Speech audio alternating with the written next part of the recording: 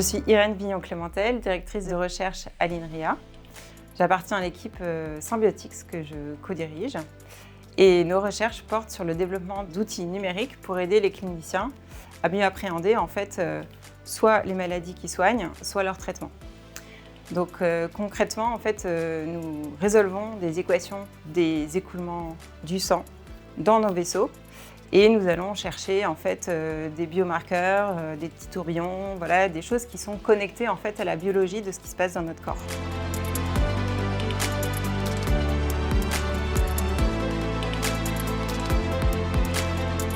Dans le cadre de cette BMI Seed Grant, il s'agit d'un projet sur la drépanocytose. Le médecin, le docteur Pablo Bartolucci, qui est médecin en médecine interne à l'hôpital Mandor de la PHP, est venu nous contacter il y a une dizaine d'années. Et sa problématique à lui, c'est des patients atteints de la drépanocytose. Donc la drépanocytose, c'est une maladie qui est la maladie génétique la plus importante au monde. Et elle touche les vaisseaux sanguins d'une manière particulière parce qu'elle touche les globules rouges. Les globules rouges ont une fonction essentielle, c'est de transporter l'oxygène dans le sang. Et donc cette maladie a un impact très important dans la vie de ces patients.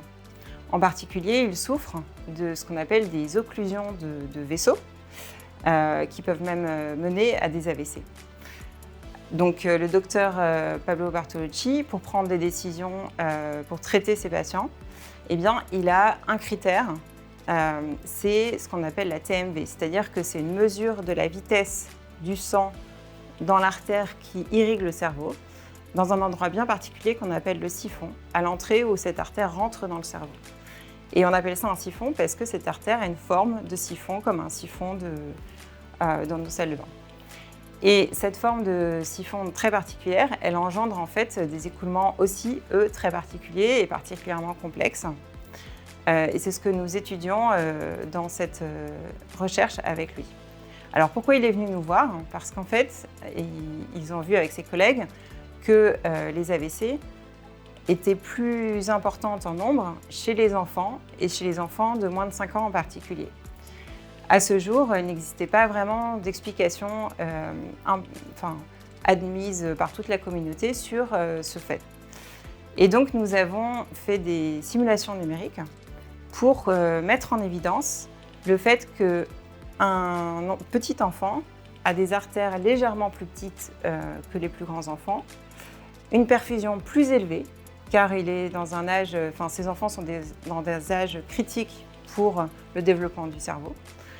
Et donc, cette combinaison des deux, plus d'autres facteurs, comme la géométrie particulière du siphon, a fait que nous avons pu mettre en évidence pourquoi ces jeunes patients sont plus, malheureusement, atteints de cette maladie et de ce risque plus élevé à ces crises d'occlusion de vaisseaux. Donc ça, c'était un premier travail qui était très important pour eux comme pour nous.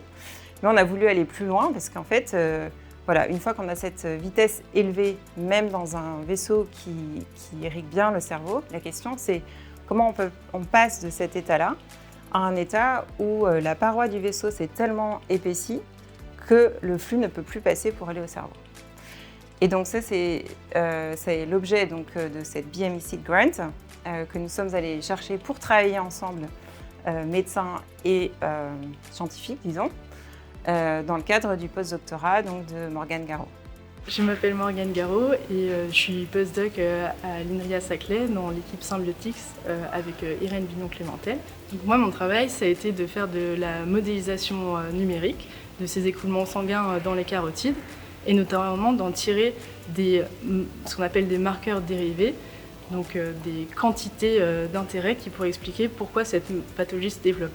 Nous avons pu mettre en évidence de nouveaux marqueurs de mécanique des fluides qui soit font que les plaquettes du sang sont modifiées de leur état normal, soit que les cellules qui tapissent les parois aussi ressentent des forces plus fortes que d'habitude et sont endommagées. Et avec toute une cascade biochimique par derrière ces événements à la base très mécaniques finalement, il semblerait que tout ceci contribue à l'épaississement de la paroi. Alors, on n'a pas encore tout compris à la fin de ces 2 ans et c'est pour ça qu'on va aller plus loin. Nous venons ensemble de déposer un projet ANR que j'espère nous aurons pour continuer sur ces travaux.